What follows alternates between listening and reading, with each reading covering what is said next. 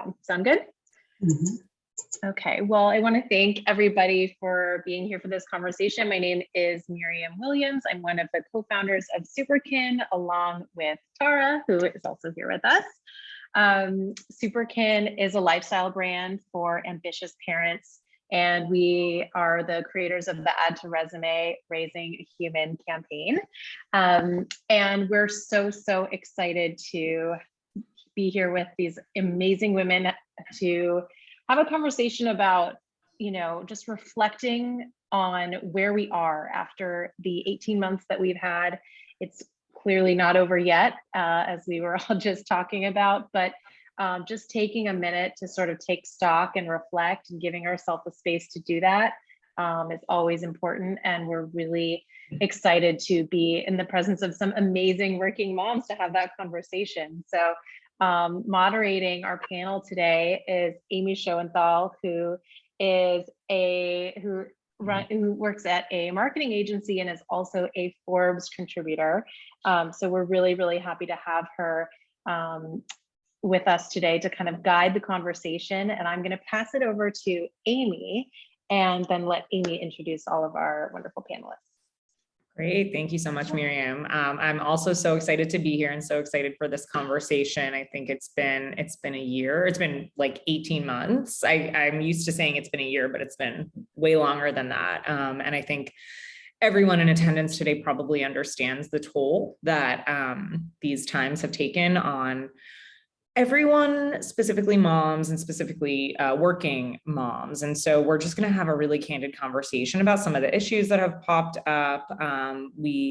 We have a lot of caregivers here because obviously this problem is not specific just to motherhood, and even moms themselves tend to be caregivers for not just children.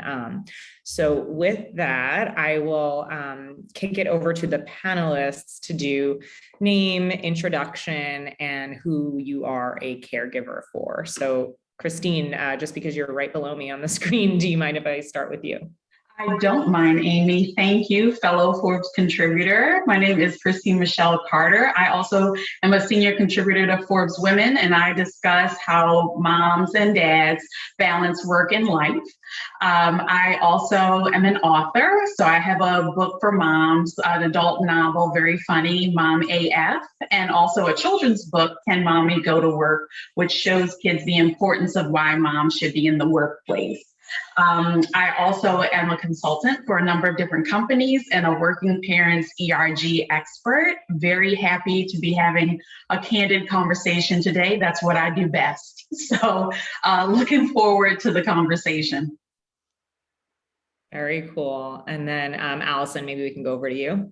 Yeah, hi, I'm Alison Hotchkiss. I am the owner of Alison Events. We're an event planning and design and travel company based here in Sausalito, California.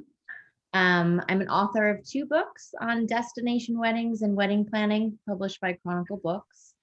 I have a 6.5-year-old daughter named Vivian, and I'm super happy to be here today. Thank you. Great. And then last but not least, E-Schwan. Hi, everyone. I'm E-Schwan Godfrey. I'm CEO and co-founder of Apiari. We are a curated childcare platform that helps families find, book, and manage part-time, short-term, and occasional childcare in less than 5 minutes. We really believe that finding part-time help shouldn't be a full-time job. And we started the company based on our own needs, as I have a 10-year-old son and a 13-year-old daughter that I am a caregiver for, but I'm also a daughter to elderly parents. And this pandemic, I have learned that I'm also a caregiver for myself, which we often forget and neglect, that we have to take care of ourselves as well. So I'm really happy to be here. Great. Amy, I'm super sorry. I forgot to say that I have a 10-year-old and a 6-year-old. You said say that. I have a 10-year-old and a 6-year-old that I care for, 6.5 as well, and an aging parent. So, and the caregiver I should be to myself, but I am not. We can all relate to that. And thank you, Christine. I think we have the chat bar function. So if people, because we can't see anyone else on camera, so if people have questions throughout the conversation, please feel free to, I'll try to keep my eye on the chat bar, and maybe Miriam can also help me out with that. But anyway, might as well get started. So I was thinking maybe we would try to start, there was a lot of negative attention on how remote work and obviously these trying times have been on caregivers, especially moms, over the past 18 months. And I want to hear from all of you, just how do you all think work culture has actually potentially shifted in maybe a positive way during that time period? Anything good come out of this? I mean, for me, I feel, being in the event industry, entertainment, hospitality, it tends to be kind of a 24/7 thing where expectations are that I need it and I need it now. So I think for me, with all of my clients, the boundary piece was imperative. To be able to say to clients, hey, I'm available between these times because I have to, care for my child after, or I can't take calls after 5, or I'm unavailable until 9.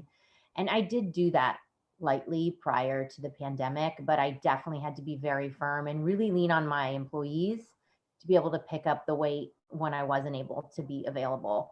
So boundaries was like hands down big, and not just for me about client boundaries, but also around child boundaries, and telling my child, like, I'm working right now, I'm on the phone right now, like really having the hard set no around what I can do and what my availability was for her emotionally and physically.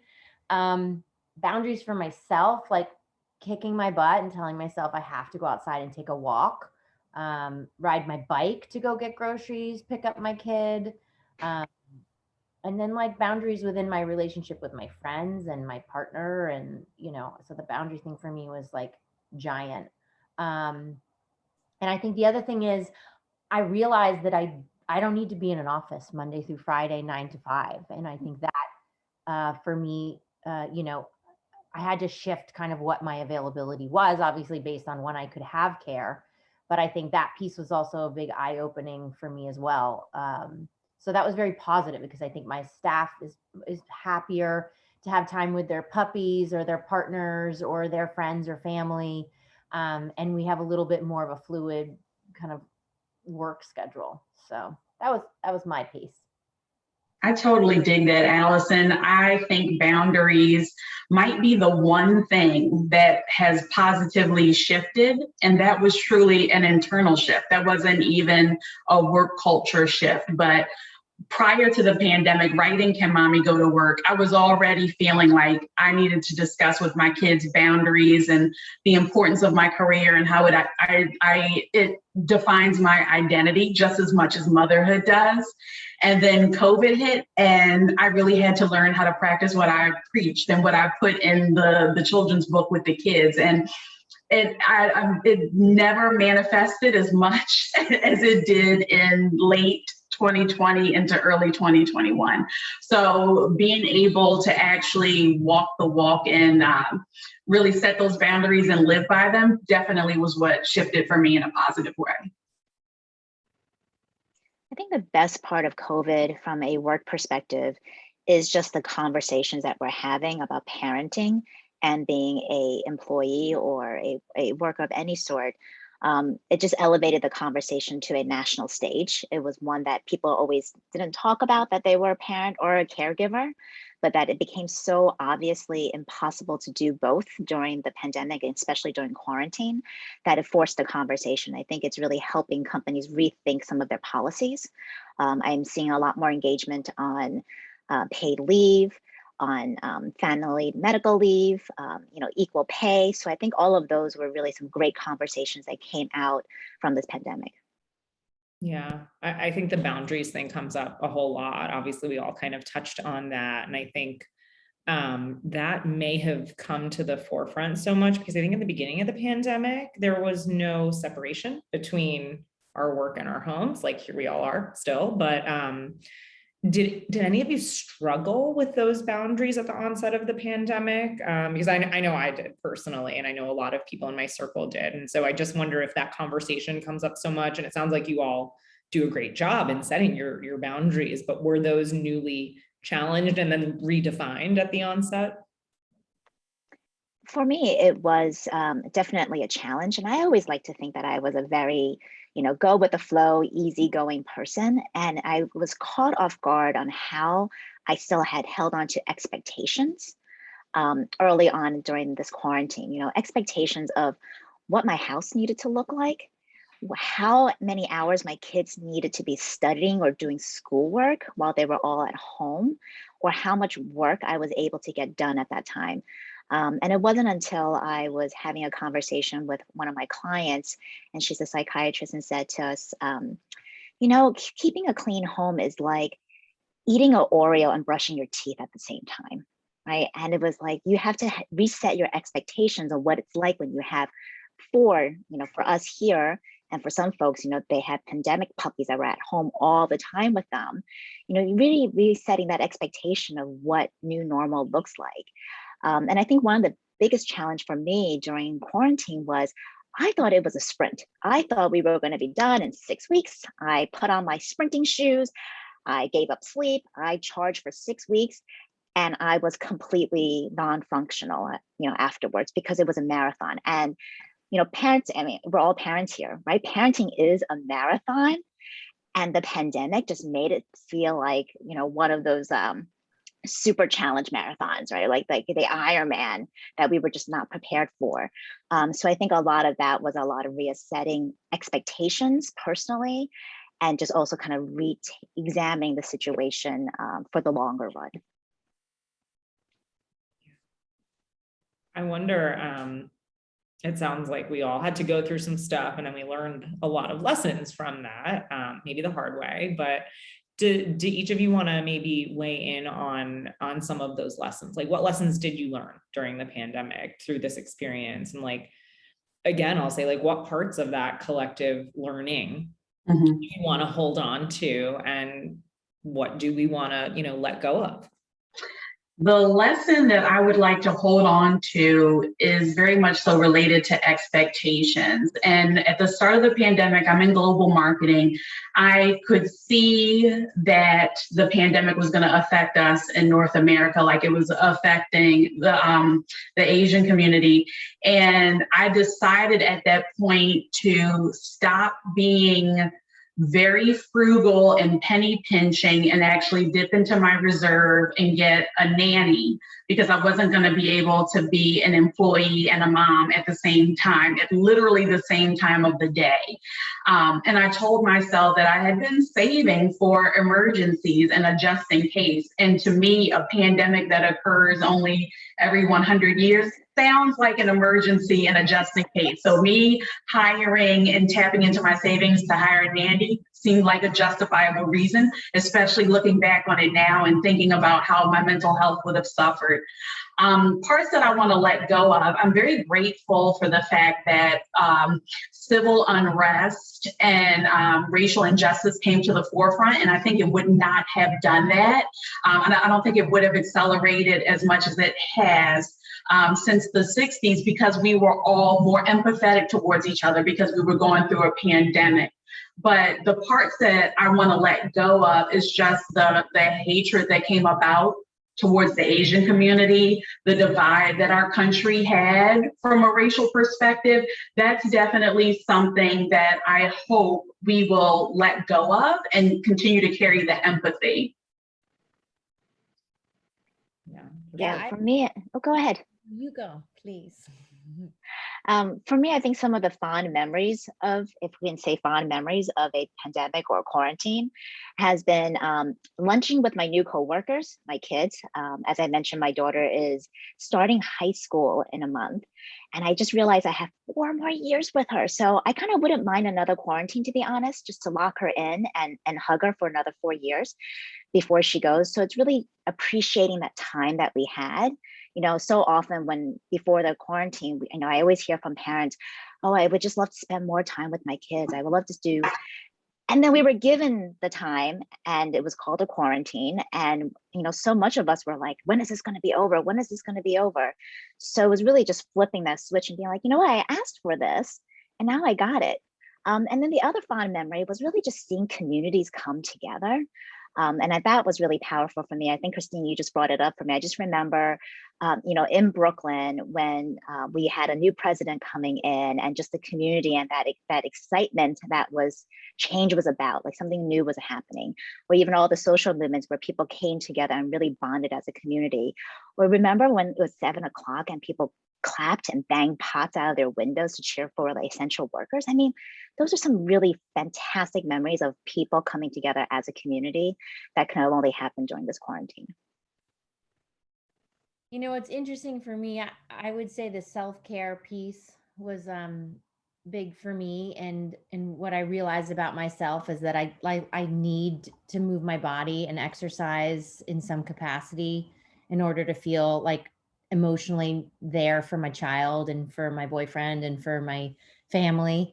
I learned that I hate the Peloton. I tried it, bought it, I bought into it, and I hate riding bikes. I love riding bikes, but I hate the Peloton.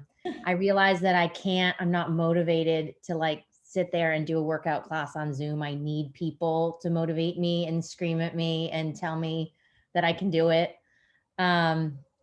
I realized that same thing as you, I really enjoyed the time with my kid. I thoroughly had some really great conversations with her, and actually had some really grown-up conversations for an adult. Being a single parent, I kept trying to say, how we have this house, right? And you have that stuffed animal, and you have that new this or that new that, and we're going to go on this trip. Well, when I work, I make money, and then that money pays for those things. So I know that you get upset that I have to take a work call or have to email. I mean, I feel horrible when I email in front of my kid and I'm like, you can't be on your iPad.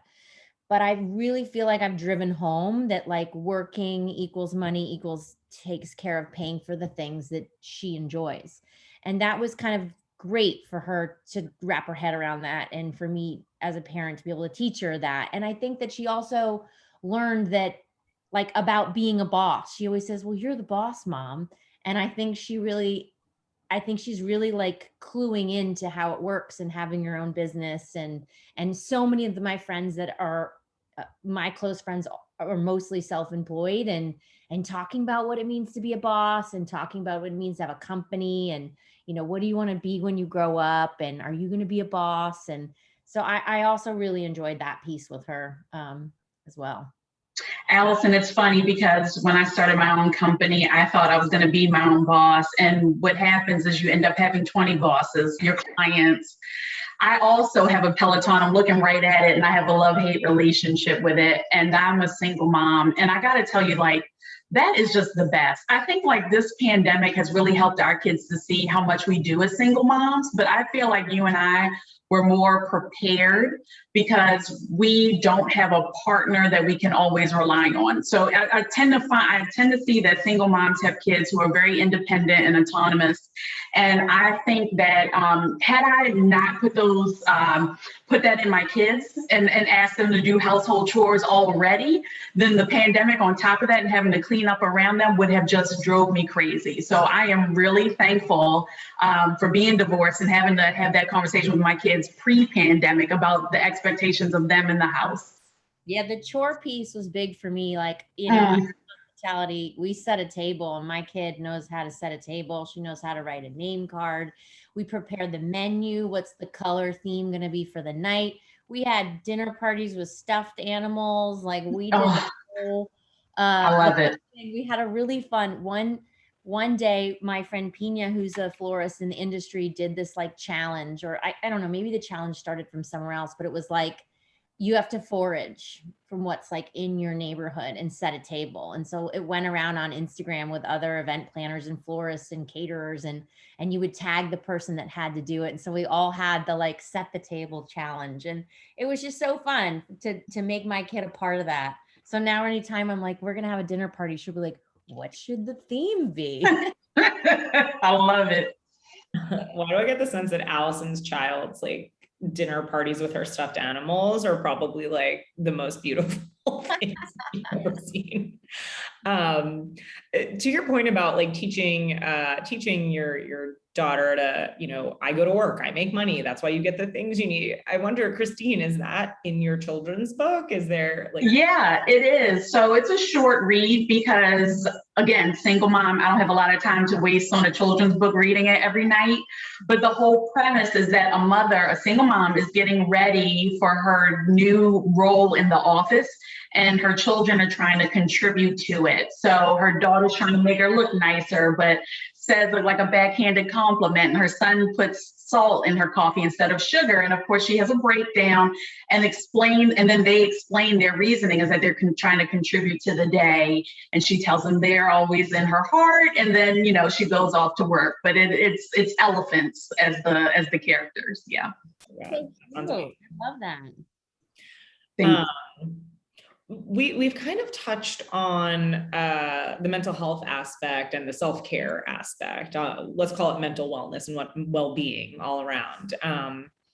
Obviously, you all touched on how you care for yourselves and, you know, have prioritized that maybe a little bit more than you had in the past. But I also wonder, how are you helping, you know, a lot of your business owners and founders and have employees and colleagues and industry peers, how are you encouraging those around you to take care of their mental wellness and really kind of, you know, setting the example yourselves, but then also driving that conversation and that, you know, just that understanding to the people around you?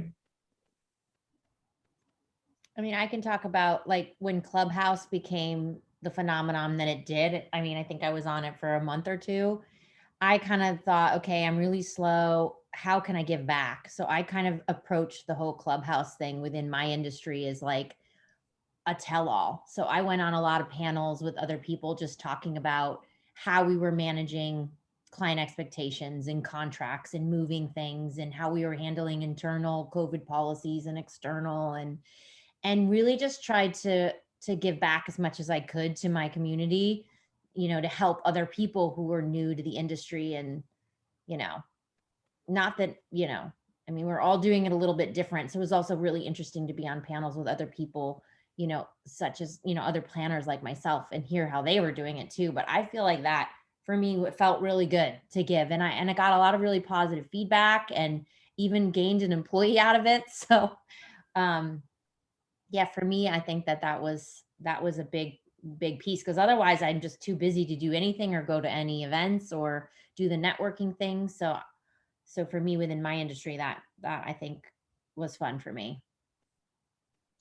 For me, similar to Alison, community became important. So I have never given more talks than I have this past year about working parents in the office and how to keep them in the office. And I remember last year around the summertime, I did an honest talk with Google and their Black mom employees. And just those candid conversations really helped me to understand mental health is actually a really big issue. It's a big issue in this community, and it's a big issue for moms right now in general. So from that point on, when I was speaking with different corporations and their working parents, ERGs, I made sure that, yes, my presentation was full of data, full of jokes, but we also had moments where we just grounded ourselves and did 4-7-8 breathing and just talked with each other honestly. And that that made me start doing 4-7-8 breathing. So that's how I started thinking about my mental health on a daily basis. But I feel like that also helped me to, that it made a difference in spreading the word about mental health. And it's something that I make it a point to do when I speak at different organizations. For us, we looked at our communities. So there was our provider and family community during this period of time of health concerns. So one of the things that we did was we reached out to all of our providers and families and asked if anybody had hand sanitizers. We managed to snatch the last box of, you know, hand sanitizers from 4 imprints and ship them out for free for anybody who needed them. So it was a great way for us to kind of stay connected with our community at work. We also changed a lot of our policies to make sure that people felt really comfortable having providers in their homes and providers being able to go into families' homes. Basically, we were able to consent contact tracing to ensure that whenever you went into someone's home and if you had learned that you have maybe come in contact with COVID, we shut down your system, like your sessions upcoming, and we were able to inform other families and providers so that they can get tested. So it was making a commitment, and it was really coming together as a community, you know, us as a company, our providers, our families, making that commitment together. And I think that really put us really well together and saying like, we're in it together. From an employee standpoint, you know, we had a lot of Zoom calls, and even here today, imagine what we would be like if we were all in person. I mean, we would just be rocking down the house and laughing so much more. It's still hard on a, you know, on a one screen, two-dimensional, you know, type of view. So we try to do a lot of team activities that brought us together. There was always existing employees who knew each other before Zoom, life before Zoom. And then we had a subset of employees that came on and joined us solely through Zoom. And that was hard to make that engagement. So we had like fun Fridays where my son, my 10-year-old, was our director of activities. Like every week he would come up with a new game for us to play with. We shipped out Paint an Owl to all of the employees, and we came on together on a Friday afternoon to actually do something physical by ourselves, but yet together. Those were kind of ways to kind of bring us as a you know, employee base closer together. And we were not allowed to talk about work. We had to talk about other things, what we were doing, what we were drinking. People were showing off their, you know, drink of the hour. And it was really checking in with folks, you know. So we always started our calls with, hey, how's everyone doing? Like, let's just do a check-in around the table and see where we are mentally. And it could be like, oh, I'm so frustrated. I've got, you know, something blew up last night and I'm dealing with it now. So I think it's, you know, it really helps to have that conversation and just make sure that you're hearing and giving people the space to vent if that's what they needed during this time. Yeah, it sounds like you all sort of, I mean, like many people, retreated into whatever community you could find support with or provide support to. And that's how you got through it, which I think is a really important lesson, right? Whether we're physically present or not, we can find ways to rely on our community. So I want to ask, you know, we've talked a lot about the lessons and the things that we've sort of put in place based on our collective experience. So out of all of that, was there anything that came around that was very surprising? Like, what was your biggest surprise during this time, each of you? Like, what was the thing that you're like, whoa, never thought I would do that, or that came out of nowhere?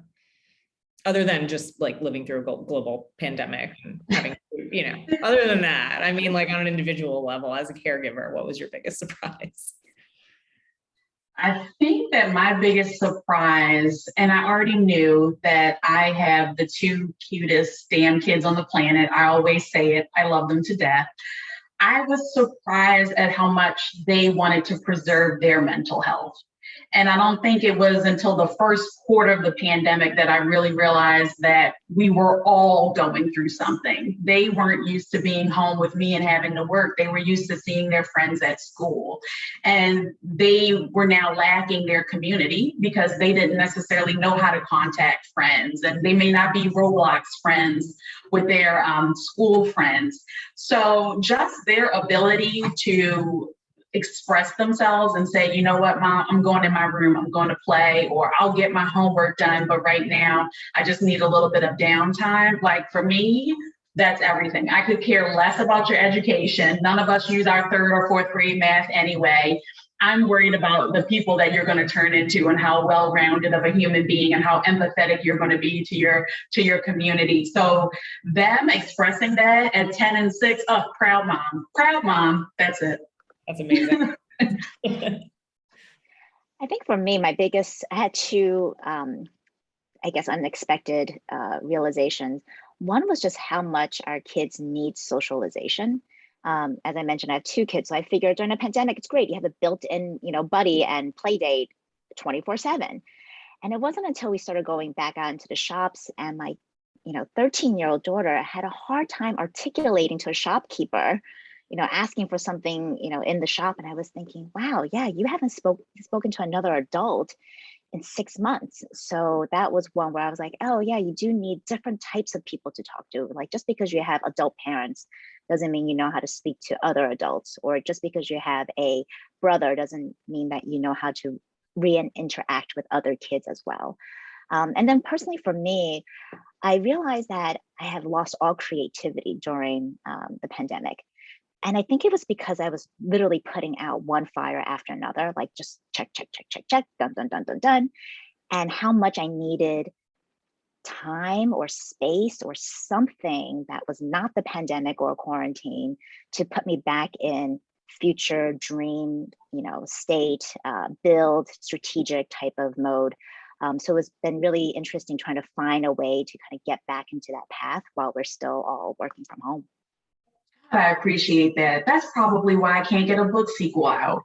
That is so it. You nailed it. The creativity is gone. Yeah, I have something for you. I'll send it over to you when I dig it out. Okay. I would say for me, besides realizing how much gray hair I have and how annoying it is to have to go to get it colored every 4 weeks, I feel like, I realized that I have like a little bit of short-term memory loss, and my daughter would just like call me out on it. And, my sister would call me out on it, my mom would call me out on it, or like I twist words. So it was kind of interesting to have my kid like mirroring the things I would say, or something I would say, or twist a word around or whatever. And I realized she's like so attentive and so intuitive, and she doesn't just want to hear the answer. She wants to understand the backstory of it. So like, why does this thing do this thing? And it's not just because of this thing. I realize I have to actually explain on a deeper level, which half the time, it's hard to explain it. Like, she asked me why people are homeless the other day, which was obviously a big question. And I answered it the short way, and it wasn't satisfactory. And luckily I was with a friend Jen Benz, who was able to really dive into it. And it was so over her head, but she did actually grasp a large portion of it. And then later on, I found that she wanted to talk about it more, and she was more interested in it. And we would be driving and she'd be like, wow, is that person homeless? And like she had such a beautiful understanding of something that was so much bigger than a 6-year-old could possibly understand. So that was something I discovered about my daughter, that it's pretty exciting. She wants to not just know about ladybugs. She wants to know what they eat. She wants to know, where they live and how long they live, and like what are their predators. And so that was very cool. Wow. Sounds like, despite all they've been through, like the kids are going to be all right. Yeah. It's us that's a mess. They're going to be fine. Totally. Yeah, we'll be in therapy for the rest of our lives, but the kids will be all right. They'll have each other. They'll help us, hopefully. So that's something that's hopeful. I only really have one more question, but we can, just keep chatting. But the question I always like to end with is, I know there's still so much to be worried about. And the world is literally on fire. Everything is falling apart, but like through it all, you guys all do such amazing work. Is there anything in particular that you are looking forward to right now? Even if it's just like, I get a 5-minute break after this, or like I'm working on some big project. What are you most looking forward to? What are you most excited about right now? For me, going into 2022 and having now a good 4 or 5 years under my belt with 2 of my staff, we were just like, we got to charge more and we got to take less. Like we can't, for the amount of attention to detail that goes into these giant productions, we just like have to shift our model so that we can have more space between each of those productions. So we increased our fees exponentially in 2022 and are feeling so much more grounded around what we're taking than scrambling and taking less to scramble. And I think it's like the nature of the beast within the hospitality industry is people didn't spend for an entire year. So budgets are more, whether that'll dip the year after. But I'm feeling really excited about taking less. And as a destination event planner, I'm doing a lot of local stuff, which also feels really great because getting on a plane has been my life for 20 years. And so I'm excited about doing some stuff that's local and being less away from my kid, you know? So. Go for it, Christine. Oh, okay. So for me, I am looking forward to saying, no, you can do it. And that is something that I have struggled with my entire life. Delegation has been something I just have not been able to do. And this past year has taught me that I can outsource things. I don't have to be, the person who does the everything for everyone. I should prioritize myself and my mental health over friends, over family. And, God, God love them. Even my kids say that over them. I should come number one and then they should come. And they're absolutely right. And I should say no to more opportunities than I have in the past. So saying no and then saying, but you can do it. I'm trying to put those two things together more. And that is absolutely what I am most excited about because it's going to mean more free time for me. Yeah, no is a complete sentence, right? That's right. For me, I'm really excited for in-person gatherings again. I just miss being next to people. And so we've been starting to go back into the office and even just working with some other founders on collaboration and, brainstorming. I think those were some things that were really missed during the pandemic for me. So it's really exciting to kind of be back into it with a little bit more confidence. Yeah, I also really miss, just like contradictory to what I just said, but I really miss going to foreign countries and foreign languages and foreign food and foreign trains. And like, I really miss that amazing race that was part of my life.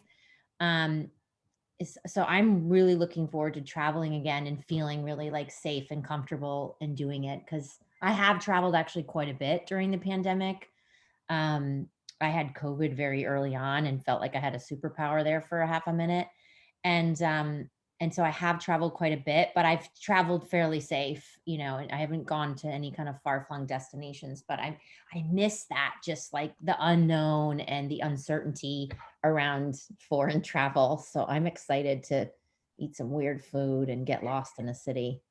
Yeah. Well, it's interesting how we can all sort of acknowledge that there were parts of our lives that we no longer have the ability to do because of the situation we're in that we miss, but maybe we didn't need to do it as much, right? Like that's simultaneously true with all the things that we've gleaned during this time, like being home and being grounded and maybe like taking a breath.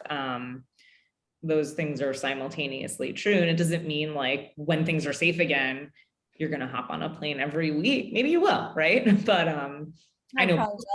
You probably will. And then you'll be like, wait, okay, I did it. And now I got to go find like the balance again. But yeah, and I find that personally, when I do things that I used to do, like running around the city all day, it's more exhausting than it used to be. Like it requires so much energy that we're now not used to exerting. And so I do wonder, what I think we all thought we were heading into, like this zone where it was going to be some combination, and now it looks like maybe we'll retreat back for a little while. But I guess like when all is said and done, my biggest question is like, what parts of our lives will we keep and what parts of our lives will we return to? And what does that, I guess, like hybrid look like? And I don't think anyone can really answer that yet because we're not there yet. And at least we know we'll get through it, whatever it is, right? If we got through this, we'll get through that. I have to say the other thing that I found very interesting is, I have a lot of different friends in different circle groups and single friends and married friends and friends that live north and south. And I found like a pretty heavy divide between some people who I really was in social connection with prior to the pandemic, and then everyone's comfort levels in the middle of it. And I really fell out of a lot of friendships that actually probably weren't really fully serving me pre-COVID, but I was like overcommitting and feeling obligated to those friendships because of whatever certain reasons. And so I feel like I have benefited from a more tight niche of people that I surround myself with. And you know, like the just going for a glass of rosé with the person that I don't talk to more than like once a year. I don't do that as much because I'd rather go for a walk with Tara and catch up and talk about kids and school and whatever else. So I feel like I've taken everybody's emotional, there was so much emotional going on in the last year, not just COVID, but also everyone was living their lives and parents were getting sick over other things and kids were having challenges and dynamics of relationships and whatnot. But I feel like it helped me kind of pull together the people that have supported me and loved me through this whole thing and that I know are there for me, you know, whether it's personally or professionally. And I feel really grateful for that, even though at first it felt like, no, I need to reach out to this person, but I kind of like having the space from that person. And so I feel like that everything happens for a reason. And I'm feeling just grateful that helped me further define who my people are, you know? I dig it. Same. Yeah. It's like, I've never read The Subtle Art of Not Giving a Fuck, but I get the idea of the book. I've been told about it. And COVID, I'm sorry? I own that book. It's great. Okay, I'll have to find time to read it. It's like COVID magnified what mattered and what didn't. And I found myself going through the same thing, not speaking to friends that were just casual friends, you know, like really working on my relation. Well, not even working on, but just building an even stronger relationship with my brother and my kids. And so much just became so unimportant. Absolutely. I agree with you. I went through the same thing. I feel like the theme of community and relationships just keeps coming up, right? Positive and negative impact of those communities on ourselves. And I feel like one of the biggest takeaways that we all learned is that like time is just not a renewable resource, right? And so how do we want to spend that precious time? I do think parents learn that lesson a little bit, especially when they have their first kid and you're like, whoa, got a whole new thing to balance. And you go through that sort of shedding of certain friends, but this like really exacerbated it. And I think everyone is just in general being more mindful of how they spend their time and who they spend their time with, not just in terms of who's taking the proper health precautions, like what is my comfort level, does it align with theirs, but in terms of just like, yeah, like, do you feel like you want to spend time with them and energy, or do you enjoy the space from them? And it's really very telling. I feel like it's a poster behind my desk that says time is not a renewable resource. I love this. It's great. It's like if your kids are only seeing one adult a month, do you really want like that fool down the street or that friend that you only spend a couple of minutes with every year to be the one person that they see? Like, no. I'd rather my kids, if they can only be around certain adults during the pandemic, to be adults that enrich their lives. And that's also another reason that I cut off a lot of people. Yeah, for sure. I also think for my kids too, just cutting back some of the activities, you know, a lot of it was just time fillers for me to making sure that they had something to do. And it was really a good time to reassess, like, did you even enjoy doing any of the stuff? You know, is this where you want to spend your time? And often I would find my son lying on the carpet staring at the ceiling. And I was like, great. You know, like how often do you not, right? Like they have to learn to be bored and they have to they have to learn how to self-entertain or find something like without having to be led from one activity to another. And I think just from mother-in-law necessities, we couldn't do all these things for them. In turn, they really figured out how to keep themselves engaged, you know, or find something to do or do nothing. Yeah, doesn't boredom like spark creativity? Like back to that conversation of struggling to find ways to be creative during this time, like go stare at the ceiling, get bored. Right? Yeah. I don't know if that's I wrote it down. No, but so I did recommend, I found that it's called The Artist's Way by Julia Cameron. And it's literally a book for artists on how to break through some of the creativity blocks. But it is just about getting out of the rut. And, you know, even for this past Christmas, we usually travel to see my in-laws. And because we couldn't, it was like, you know what, let's just redo our tree. Let's go all out, you know, and we did we counted down 4 weeks to Christmas. And every week we had an art project from doing gingerbread cookies, you know, to building houses, to do something. But it was really just that creativity to kind of get people connected, doing something different, and just creating new memories. Like, you know, how many of you guys went through that whole COVID, checklist, right? Like COVID haircut, check, make banana bread, check. So it was kind of fun to kind of make sure that we did all that, the TikTok dances, check, right? So just to make sure that we've done that and felt like we were part of this big, experience and an event that's going to be a collective conversation as we get over, like, oh, what did you do during COVID? It's going to be one of those cocktail conversations, I'm sure, 5 years down the line. Yeah, hopefully when we're out of this. That we're still not in it, right? No. Cool. Well, I feel like, I don't know if we have any questions, but I feel like there is a lot of working moms, working caregivers who are balancing career, parenting, navigating uncertainty. Is there any sort of like parting words of advice you all want to share with them on how to maintain that balance, on how to maintain sanity while trying to get through the unexpected and making a million decisions in every given moment of every day? When we first hopped on, we were talking about being a caregiver, not just for your children, but for an older generation. And that puts our generation, we're now the sandwich generation. So for people who are doing that, I would just say that you are not alone. And if you feel like you're going crazy, you're not. If you are, let's do it together, because I'm going crazy too then. But there's a lot of comfort sometimes in just knowing that you're not alone and you're not the only one who's like, is this real? And do I have to really make all of these decisions? I'm right there with you. So just know that you're in my thoughts and prayers. Yeah, I would also say, like, just give yourself a break. In the beginning of the pandemic, the whole iPad thing, it's like I had, we got it down to 30 minutes a day and whatnot. But sometimes I'm just like, fuck it, watch the iPad, because I can't really deal with you right now because I'm having my own stuff. And I stopped putting so much pressure on myself and hearing all the white noise from other parents about, oh, well, I only do this and they can only watch this. And I just totally let go of that. And when I need to sleep in, she's going to watch the iPad for 2 hours. If I need to take a call and I don't have somebody there to help me, she's going to be on Khan Academy or whatever. But I really just like cut myself a break and realized she's going to be fine, because you know what? I watched like so many hours of TV a day. Exactly. And I was like breastfed for 2 months, and like I ate all kinds of toxic shit, I'm sure, as a kid, and I'm fine. So she's right. fine too. Yes. Kudos to you. Yes. E-Schwan, what about you? I think my parting words would be, it's really been tough for working parents. And I see a lot of working parents, especially working moms, turn their careers into a job.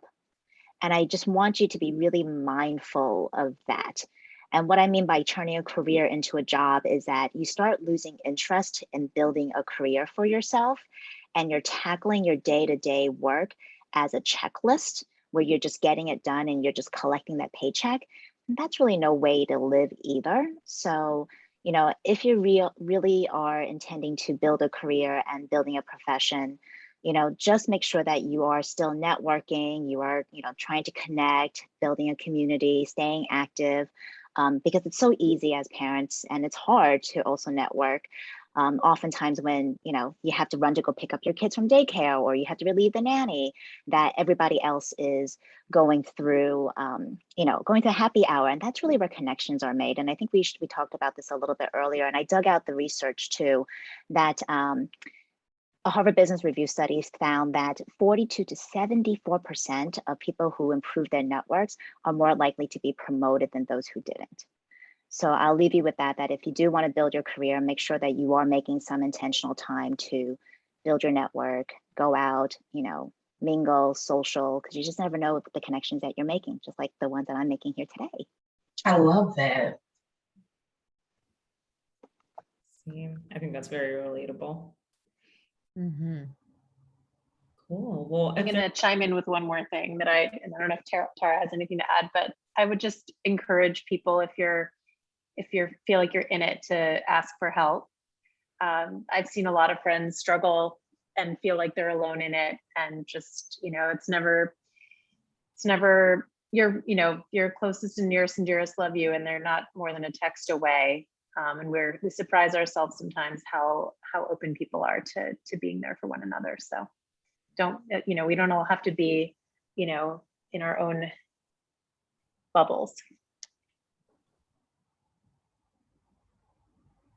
Going on to some of those is like, it's the idea that it's a lot of this, the childhood are, it kind of ebbs and flows, or, the tide comes in and out, whatever that saying is. And it's temporary at sometimes, it's not going to be, there'll be new challenges in months or years ahead, but a lot of it's just a temporary challenge. And yeah, hit up your network and your friends and family and ask for help, and don't be ashamed of it.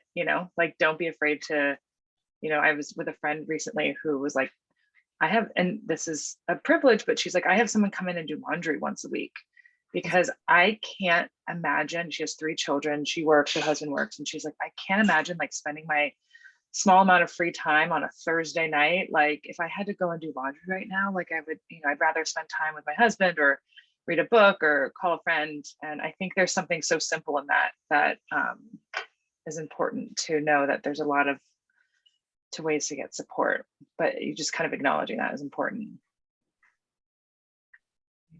And don't forget, like, everything you're doing, maybe you didn't get everything done in one day that you set out to do, but you're still, right, as these two will share, you are raising a human, you're raising humans, right? And so you're doing so much that you probably don't even see on any given day. Like, it wasn't on your to-do list, but you probably did something like amazing, and your kids saw it, maybe your coworkers saw it, but just remember, like, it's a marathon. Yeah, that's a really great point that you're raising too. Like, sometimes we forget that we are role models, one way, whether we intend to or not, for our kids. And it can go either way if we're not intentional, right? So we don't want to be the martyr role model, where they see us doing it all, sacrificing our mental and physical wellness because we're trying to get it all done. So I think it is really intentional on us, all working parents, to set the right role model for our kids. To know when enough is enough, to set those boundaries, and to make sure that we're putting ourselves first, even before them. I know they hate to hear it, but that is true. Yeah. To that point, it's very important for us to also show that when we need help, we seek help. So it makes no sense for us to keep our challenges inside and not turn to our community, or just try to figure everything out on our own, because we know that's not what life is. It really is about seeking answers and finding community. Nor is it about being the complete master of everything in your life. It's about exploration and discovery. And all too often, I see moms beat themselves up because they're not doing something like their friend did, or they don't know how to handle a situation. But that other friend isn't necessarily parenting their house. And one person once said to me that every day you're a new mom, because you don't necessarily know how to parent a 6.5-year-old. You didn't have a 6.5-year-old a year ago. So every day is a new experience, and don't beat yourself up for not knowing how to address that experience. Exactly. Someone said once, I think it was Glennon Doyle on a podcast I listened to, she said, remember to be a model, not a martyr. And I think that's like exactly what E-Schwan was getting at, and then what Christine was building on. Cool. So this was a great conversation. I don't have any sort of formal wrap up other than to just say thank you to everyone for sharing your thoughts, for being vulnerable, for sharing your wisdom. I wrote down some notes. I have a lot of books to buy. And yeah, hopefully we can do this again, because it was really fun. And I feel like I could talk to all of you for hours. I have so many questions, but thank you for spending your precious time with us today. Thank you. Thank you for having me. It was a pleasure meeting all of you. Likewise. Same here. Yeah, this is a serious wise women's council here. So Let me know when we're ready to do this and make it a party. yeah. Stay well and stay strong, everyone. Yeah, absolutely. Thank you for your time, everybody. care all. Wise Yeah. words. Take Thanks. care. Bye. Bye.